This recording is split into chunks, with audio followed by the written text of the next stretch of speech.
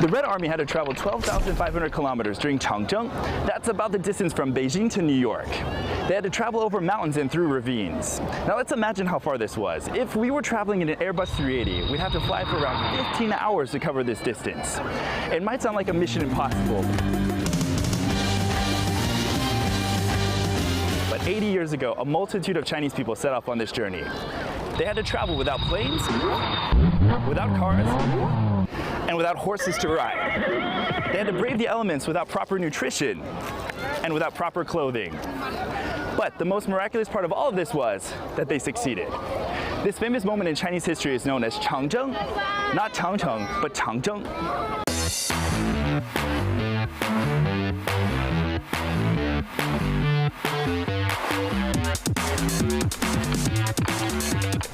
There's a famous saying in China, one who does not reach the Great Wall is not a hero. People all around the world know about the Great Wall. It's the product of generations of hard work and sweat. If the Great Wall is a piece of history that we can see and feel, then Changzheng is something different, something that stirs emotions in the Chinese people. Now let's ask people climbing the Great Wall if they know about Changzheng. Do you know about Changzheng? The Long March. Have you ever heard of the Long March before? No, unfortunately I haven't. Changcheng. I know. It's like a Great Wall. Oh, that's Changcheng, but we're talking about Changzheng. You ever heard of the Long March in Chinese history? Yes, I have. You have? What have you heard about it before? Well, I read a book by William Penn about it. Yeah, a long time ago during my studies. Mao leading the army into for liberation of China. A lot of foreigners outside of China know about Changzheng, and they've actually sent me some videos. Let's take a look. Hi, I'm Marcello Notero. I'm in Italy right now, and I believe that the Long March had great impact on both Chinese people and the whole world right now.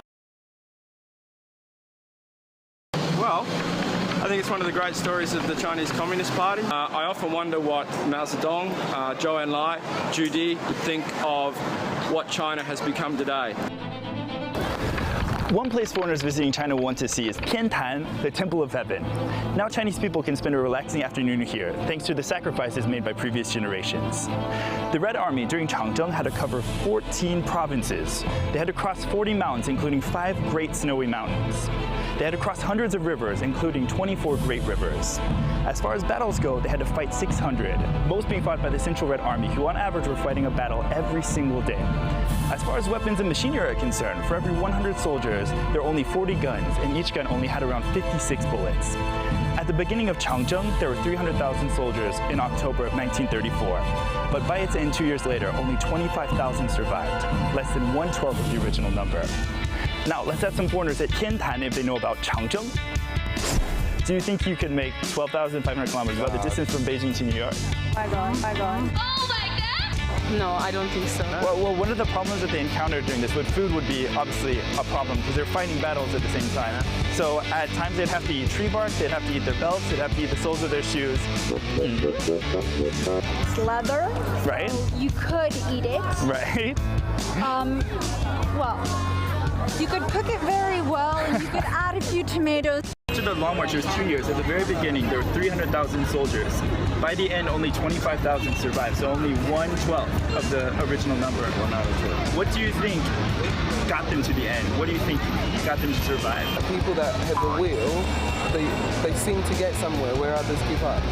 So I think it's that, and obviously there could be some physical issues, but I definitely think sometimes it's down to the will and the mental. I don't know much about it, but we've got a mate who's done the Long March before it.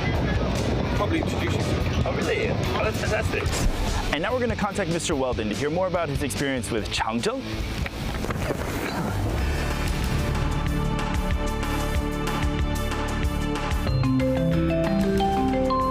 Hello, Mr. Weldon. Hey there. How are you? Very well. How are you? I'm good. I'm very excited. I heard from a friend that you have actually walked the Long March. All of it, Well, really. Yeah, that's sort of true. I've actually retraced the Long March twice in my life, but I cannot lay claim to having walked the whole route. A lot of assistance along the way, including trucks and buses and donkeys, and a lot of walking. What do you think you learned the most from this experience? History, like our own, every country's military history, and of course there's different perspectives.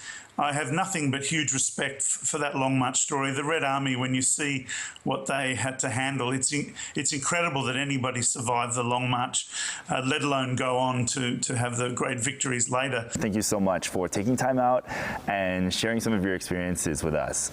Okay, no problem. I'm